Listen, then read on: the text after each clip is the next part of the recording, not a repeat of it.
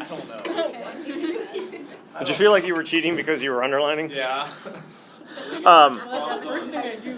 And this varies so much from person to person and also like class to class. I think you folks underline as a class, underline and annotate more than the other classes do, and then Emerson does like absolutely nothing. And this isn't to make you feel guilty if you don't do anything. I would underline, I would circle, I would write little notes as you're reading for the simple fact that if I notice something, and we'll do examples of it here as I'm reading it, if you notice something, you may as well mark it down because you know there's a decent chance that they might ask you a question about it, especially if it's syntax. At worst case scenario, if you're struggling with the passage, write little notes as to what is going on just so you can kind of start to have a better understanding. Shifts would certainly be things to kind of take a look for, you know, those transitions and all that kind of stuff. This is not coming from a real AP exam. This is coming from a practice test booklet. So when you see, and that's not why it's easier necessarily, but when you see something like Samuel Johnson, 1758, AP exam's not going to give you that kind of information. Doesn't really matter if they would give it to you or not, but you're not going to be getting the direct author, the date, stuff like that. It certainly could say English writer, philosopher, thinker in the mid-18th century, but you're not going to get the specifics of Samuel Johnson and all that stuff. I think, like, for any of the AP exams, the English ones, language or literature, it's never a test of what you have read. So identify, you know, the main characters in the Grapes of Wrath and all that kind of stuff. I think if anything, it could freak somebody out if I've never read this before. You know, like I don't know that author. Like when I did the Orwell Huxley DRQ, when I got my, yeah, you like to mention that over and over again. I think part of the psychological warfare that I lost was like, I haven't read that. How can I answer this? Also, at the other time, I think it would stink if it goes, this is written by Henry David Thoreau in, 1851. I know that guy. I am going to do well on this. And then, see, like, yeah, you get really excited. And then be like, wait a minute, I'm confused by this. If you read something that you know a guy tends to use satire, it could kind of influence your the way of viewing it and all those things. So I think they're actually trying to keep it as even as possible, even playing field, as opposed to just giving you too much. Now the rhetorical analysis essay question, they'll always tell you the writer. Maybe not always the date, but they'll certainly always tell you the writer. But that really wouldn't be a big difference one way or the other either. Do they give the passages on separate pages? Yes, which is good and bad. It's good because, you don't have to worry about the whole page flip. It's bad, like I'm telling you, annotate, annotate, annotate, and then when you go to questions 7 through 10, those annotations are gone, from the page that you're looking at. But as you flip the page, passage is always on the left, questions are always on the right. I think the positives outweigh the negatives, more so than anything else. So does that mean they're always going to be one page long? Not necessarily for the most part, yes. But they could go on to the second page and then have a few questions underneath, turn it, and still kind of be the same way. But you would not be, I don't recall ever hearing about one that was like a full 2 pages, so that then you would turn the page, look at the questions, and have to kind of continually doing that flip back. But they've definitely gone on to the top of the second page, but roughly a page long. Sir, clearly this was not written to you. As I was passing lately under one of the gates of the city, I was struck with horror by a rueful cry which summoned me to, quote, remember the poor debtors. The wisdom and justice of the English laws are, by Englishmen at least, loudly celebrated. But scarcely the most zealous admirers of our institutions can think that law wise, which when men are capable of work, obliges them to beg, or just which exposes the liberty of one to the passions of another. Anyone know how debtors' prisons work? Or worked, past tense? Because you're in debt. You owe money. It's not necessarily the judge or the state or the country, the kingdom, I should say, I guess, in this point with England, that would be determining the sentence. If Kayla owes me money, I'm allowed to place her in jail. She can get out of jail when either she pays off her debt to me or I decide she's free. So she's totally at my mercy, as opposed to, well, I only have to serve my sentence for another 5 weeks. It'll be okay. You could be stuck there for a long time. If she had to borrow money from me, she's not going to be able to pay it back while she's in jail. Certainly her friends and family could, but that's probably a tough proposition, because if she had to borrow money from me in the first place, chances are the friends and the family don't have a whole lot of, money either. If Gray gets her out of jail by taking a loan, now he's going to end up kind of being in a similar scenario, so it just keeps going and going and going. Pretty crappy. The prosperity of a people is proportionate to the number of hands and minds usefully employed. I talked about annotating. This is something that I would annotate. First sentence, any idea why? Just because I'm taking note of stuff.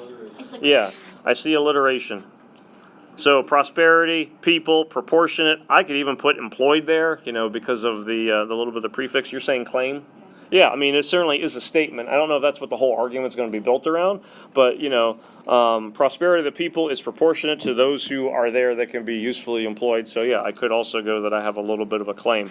But syntactically, I'm certainly looking for stuff that just kind of jumps out for whatever reason. To the community, sedition is a fever, corruption is a gangrene, and idleness an atrophy. I got another syntactical thing going on here. Any idea? Community. This is when we start whispering, because we don't want the ends. We got some parallel structure that's kind of starting to take place here. So again, doesn't mean that there's necessarily going to be a question about it, but I know that I have parallel structure, so I'm just going to kind of keep an eye out for that. I will say, based on experience, the most common syntactic device that they tend to ask questions about is parallel structure, parallelism, syntactical structure, however they want to state it. It tends to be a pretty common one. Whatever body and whatever society wastes more than it acquires must gradually decay, and every being that continues to be fed and ceases to labor takes away something from the public stock. The confinement, therefore, of any man in the sloth and darkness of a prison is a loss to the nation, and no gain to the creditor. For of the multitudes who are pining in those cells of misery, a very small part is suspected of any fraudulent act by which they retain what belongs to others. The rest are imprisoned by the wantonness of pride, the malignity of revenge, or the acrimony of disappointed expectation. Emerson, what do we have going on at the end of this paragraph? We got wantonness of pride, malignity of revenge, acrimony of disappointed expectation. I got more parallel stuff. Just being aware of it. If those who thus rigorously exercise the power which the law has put into their hands be asked why they continue to imprison those whom they know to be unable to pay them, one will answer that his debtor once lived better than himself. Another, that his wife looked above her neighbors and his children went in silk clothes to dancing school, and another, that he pretended to be a joker and a wit. It's a little subtle, but I still have, in this part, parallel structure. Crazy. Some will reply that if they were in debt, they should meet with the same treatment. Good job, you turned the page. Sam was drawing ice cream cones. As being maybe vivid when you start getting into rueful and malignity and all those things that are in some of the other questions. But I wouldn't say that his text is characterized by his use of adverbs and adjectives. But from a stylistic standpoint, it is more strongly characterized by that parallel structure that he tends to use throughout.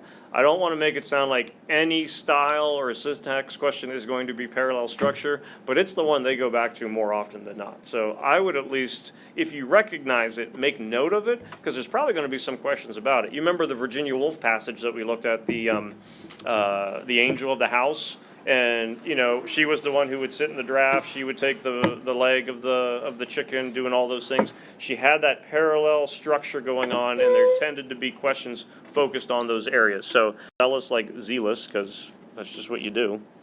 Take a look at line 7. How is it being utilized? You'll notice that what word comes after zealous? We get admires. So admirers wouldn't really be critical, judgmental, mad, all that kind of stuff. So our answer for this one does end up being zealous.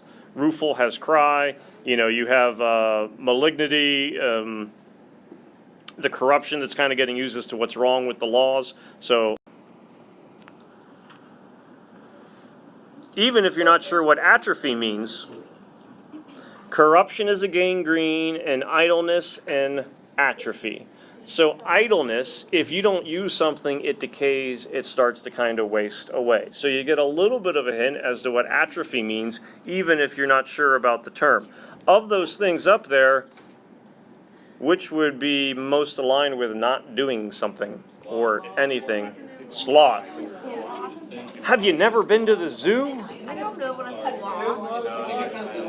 That he does not give. We're going to read through them just in order to try to figure it out. So, bottom paragraph. If those who thus rigorously exercise the power which the law has put into their hands be asked why they continue to imprison those whom they know to be unable to pay them, one will answer that his debtor once lived better than himself. Another that his wife looked above her neighbors, and his children went in silk clothes to the dancing school. So of the options given, A through E, for number 7, which one does that align with? They live better than himself. That would be like A. All right? No, it's not A. That's Not saying the answer is A, but we would therefore eliminate A because I have a match. I have a match for A. Okay, so I can take this one out. Another that he pretended to be a joker and a wit. Well, that's an awful lot like being a fool, which I believe is C, correct? Some will reply that if they were in debt, they should meet the same treatment. D says if they're in the same boat. Some. Oh, how cute. Some that they owe no more that they can pay, and need therefore give no account of their actions. Some will confess the resolution that their debtors shall rot in jail, and some will discover that they hope by cruelty to wring payment from their friends. I'm just going to write good old P.S. again. Since poverty is punished among us as a crime, it ought at least to be treated with the same lenity as other crimes. The offender ought not to languish at the will of him whom he has offended, but to be allowed some appeal to the justice of his country. So Kayla shouldn't have to sit in jail as long as I want her to sit in jail. Until you can make 3 layups in a row.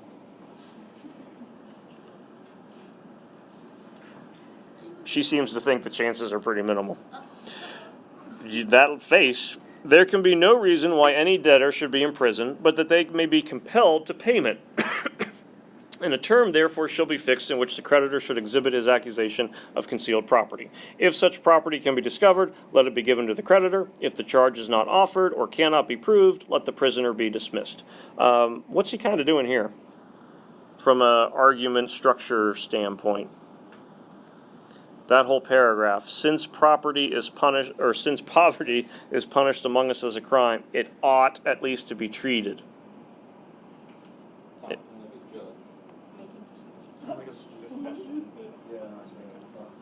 Okay, so yeah, suggestion, proposition. You used the term argument, kind of earlier. Something along those lines. So we could go suggestion. I really don't like writing on this.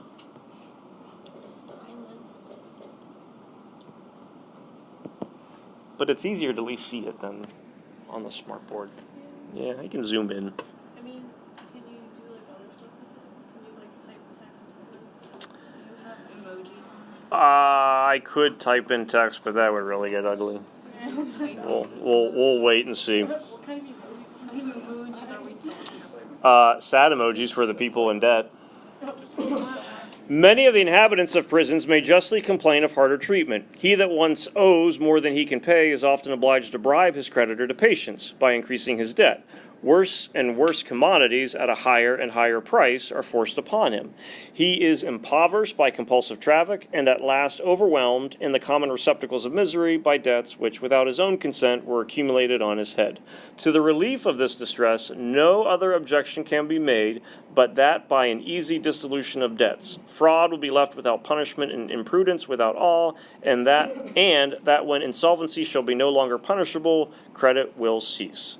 The motive to credit is the hope of advantage. Commerce can never be at a stop while one man wants another can supply, and credit will never be denied while it is likely to be repaid with profit. He that trusts one whom he designs to sue is criminal by the act of trust. The cessation of such insidious traffic is to be desired, and no reason can be given why a change of the law should impair any other.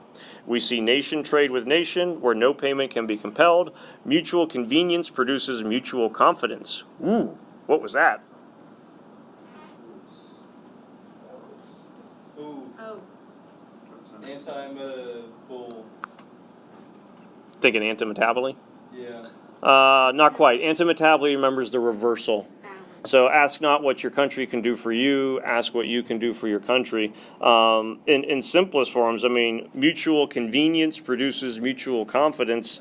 Yeah, you could certainly go balance, and I'd even, go back to our friend of PS, that there's still some parallelism going on with mutual convenience and mutual confidence. And the merchants continue to satisfy the demands of each other, though they have nothing to dread but the loss of trade. It is vain to continue an institution which experience shows to be ineffectual. We have now imprisoned one generation of debtors after another, but we do not find that their numbers lessens. We have now learned that rashness and imprudence will not be deterred from taking credit. Let us try whether fraud and avarice may be more easily restrained from giving it. And we have now, again, you have a little bit of that parallelism kind of taking place. All right? Ooh. Pronoun shift. It was a question. It was a question. Anything else noticing from it that, like, maybe not noticed the first time through? Or second or third? I think you apply instead of from. It says from giving, I think it means by giving. At the very end. Fine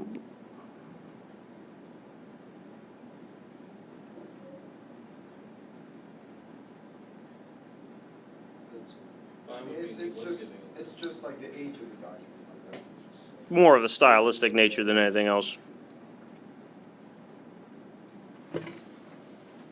Track of that stuff. That they, and then I gotta switch up here to the top of the page. Owe no more than they can pay, and need therefore give no account of their actions. Some will confess the resolution that their debtors shall rot in jail, and some will discover that they hope by cruelty to wring payment from their friends. That one takes care of option E, so I'm left with B as being my correct answer. So it's a pragmatic approach to it. It does take some time, but so question number 1, which is kind of worded a little bit in an odd manner, and I think this is where you kind of can sum it up to practice test as opposed to what would be showing up on an actual AP exam. But still, you're looking at overall purpose. Johnson finds the current British law unjust and foolish. In modern terms, if that same law were passed today, which of these scenarios would end up being true? A credit card company would put you in jail for failure to pay your bill. Mr. Kane has money on his credit card due. Birthdays, Christmas, 2 more birthdays to come after. The visa takes. I hate this time of the year, truth. This is King's Lake. Your guys' credit is really good. It's exceptional. It's exceptional. Like when they show the scale, mine's not even on the scale. Good job. Thank you. Have you ever missed a payment? On anything? Yes. Usually by accident. Or like I'll pay the wrong bill. Like, it's pretty high. What does it end with? What are those last What are ones? the last 3 letters? I mean, numbers on the back of your credit card? Attention, all AP students. Mr. Kane needs your help. Yeah, mine's, last I checked, I think mine was like 811. It's within the scale. It goes to like 850 kind of thing. But yeah. English students. Mr. Yeah. King needs your help. That's all he knows. Is your credit card number? No, it's okay. No, it's okay. That's all he needs So, from last credit card company, if you use a credit card, automatically you are basically borrowing money from them. Now, you have the ability to pay it back, of course, with interest, but this would be like, hey, great, you didn't make your payment, off to jail you go, whereas now it would just be compounded, higher interest rates, all that kind of stuff. Number 2, Johnson's style demonstrates use of. parallel syntax. Now, did you put parallel syntax yesterday? I don't No. And I think, I mean, certainly some folks did. I think one that was really maybe kind of seductive for folks could have been C, with vivid adjectives and adverbs. The hope would be, and purposely was certainly making a point to it because of question number 2, that you see he does use parallel syntax, very much throughout the whole entire passage. Not every single paragraph, but it's at the very least every other. He does use terminology that I think people kind of... By the way, Cassidy admitted that she's not tired, so feel free to whack her over the head as much as possible. Not really, because that would be physically harmful. No, we're not making people go deaf. In the first 4 paragraphs, all the following contribute to the central tone, except, first part I would say to this is, how would you characterize the central tone in your own words? Like if you were to say, this is his tone, this is his attitude, what terms would come to mind?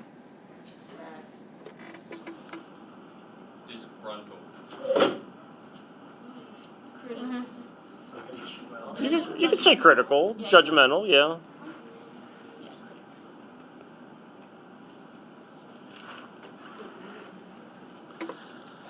So at least we have an idea as to, okay, this is a negative tone that we're looking at. Gangrene, zealous, corruption, malignity, rueful.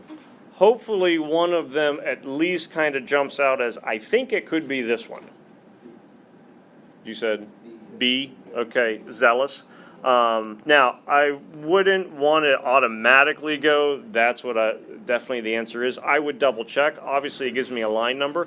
Something that's odd about this question, the lines aren't in chronological order. AP exam, they would be in chronological order. It would go rueful, zealous, and then gangrene, corruption, malignity at the end. If you're not sure, being reinforced as they do contribute toward the overall tone. So, yep, answer for this one, zealous. Number 4. This is when Nina called you out, because I said this is a layup question. What? So what, you're supposed to get this right? Yeah. Oh. You didn't like number 4. I didn't I do. like this Yeah, test. I fail them all the time, Mr. Payne. Is it so- C? Is it C? You'd think it would be. I got C. If it's Yeah! Would that question I don't know how I did so bad because I'm being good so far. Because he blatantly states it in the first Yeah, sentence. he does. Yeah, I mean, He just, yeah, no, yeah, I think so. Again, and this is my fault. Well, no, this is my plan.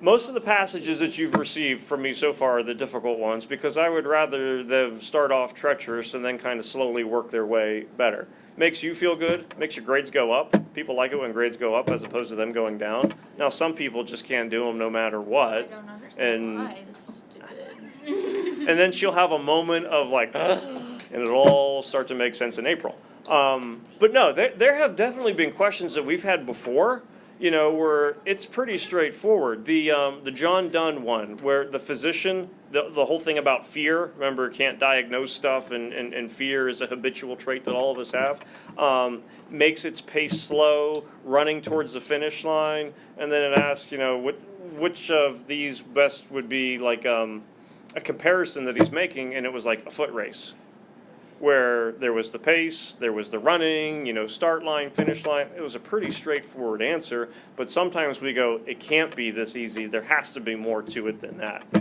If you get an answer quick, move on to the next one, because there's going to be questions where they're certainly going to take more time. I think number 7 being one of them in this case, it's like that. Number 5, I don't think is a question, though, that would show up on an AP exam. Because you're dealing with the 7 deadly sins. Not everyone is going to be familiar with them. I don't even know what that is. They're deadly sins, and there's 7 of them. They're the sins of humanity. I didn't even know It's what it's okay. So, what... The 7 heavenly virtues. Do you ever watch anime? Thank you. And that's why you should. Today All of these 5, greed, lust, pride, envy, and sloth, they are in fact 7 deadly. They are 5 of the 7 deadly sins. So if you are not familiar with the deadly sins, and you don't have to feel shame if you're not, it's perfectly okay. you could be going, well, are they going to try to trick me because one of these aren't one of those sins? They all are. But I don't think they would ask a question. I know they would not ask a question that would require this much background knowledge about it, in order to answer. The word atrophy most closely evokes which one of the 7 deadly sins? What's atrophy mean? So it's like decaying. Yeah, decay. Yeah, decay, to waste away. Muscle tissue, they'll talk about atrophy, where if it's not being used, it will simply decay. Now, if you're not sure about the meaning, maybe, of all these words, what do we get pretty close to line 4? No, in the primate house, there's a sloth at the zoo. There is one. It's always in a basket, and it never moves. A basket? What's in a basket? It is. It should be hanging upside down. I didn't know what the. I just took a couple of sloths are so I slow. read Deadly Sins and I read They die because they went back and looked for the word and they missed it and they can't grab onto it. Number 6. All right, number 6. Prosperity of a people.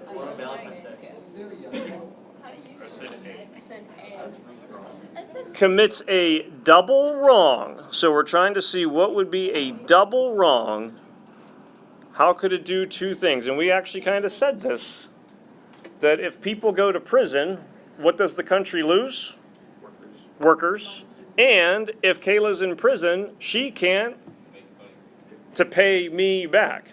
So deprives the country of its citizens, fails to return assets to the creditors, those who were lending the money. Answer would be A. See, I underlined the sentence where he said that and then that question came up and I just felt so great. Did you get it right though? Yeah. Okay. It's nothing worse than you underline like, Yeah. I got this, and then you get it wrong. So, if you're at a 3 out of 6 at this point, 50%, you're passing. If you're at a 4 out of 6, that would be 2/3. So you would be at 67, 66, 67%. That would be a 4. If you're at a 5 out of 6 or a 6 out of 6, that would put you at a 5. Again, that's if you continued that pace the whole way throughout. Now, number 7 takes time. It's not a difficult question, overly difficult, but it certainly takes time to answer it. In paragraph 5, so this is the last paragraph at the bottom of the first page. In paragraph 5, Johnson seeks to understand what purpose this law serves. He discovers that people answer with all the following reasons, and then there is that almighty key word in all caps for us, except. So which of these can be done? It's okay. Which is why, because that one takes time, you want to average 1 minute per question. But again, that 1 minute per question includes reading time. So if you get some that go, oh, this is easy, take it so that when you get to this one, you don't have to feel bad. This one we already kind of answered. In paragraph 6, since poverty, Johnson, what does he do with that paragraph structurally? I think we said offers a solution or something, but yeah, outlines a solution. Makes a suggestion, yeah. Number 9 is tricky. Number 9, I bet a lot of you missed. B. A. A, B, C, D. I said B. E. Loathsome. That's what makes it tough. That you, and I don't disagree with you at all, that you could plug and play those answers and the sentence would still make sense. The issue becomes, and this is just strictly a vocab thing, which I feel like they don't emphasize as much as they used to in years past, kind of like the SAT. Of course, they're done by the same people. From a definition meaning, insidious and loathsome parallel each other better. You're repulsed by it. You think it's abhorrent. You're disgusted and all those things. Cruel, dishonest has more of a malevolent kind of tone. Purpose behind it than something being loathsome or insidious. If it's cruel, if it's dishonest, you're trying to inflict pain, you're trying to wrong someone. Something could be insidious, and it's not trying to be terrible, but you see it as kind of being horrific and whatnot. So those two align better from a definition standpoint. It's a tricky question. Since we're running a little low in time, I think we'll be okay. Number 10, I think, is a nice rebound question. Yep, trading nations. Use of we. D, collective solution. So 10 is A, 11 is D. 12 is tricky because it's not going in chronological order. You got to go find this example earlier. Fundamentally, Johnson seeking legal circumstances that provide for a court hearing where B. B. I was gonna put the other one. What happened on the second? That's in the solution paragraph. And then 13, this one's proved to be a little tricky. The answer for this one is C. And I definitely. Well, that means on the second one I don't